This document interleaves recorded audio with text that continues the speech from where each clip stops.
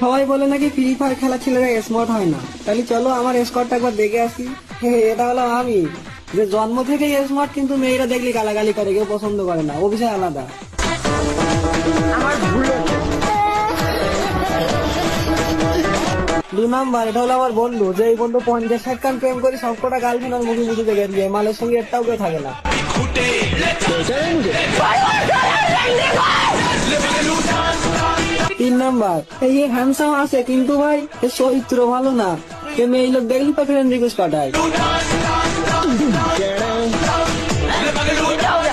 4 number, এর কথা আর কি বলবো, যে সারা জীবন ধরে একটা মেয়ে গোটা দিবার না, লোকের গার্লফ্রেন্ডের দিকে নজর দেয়।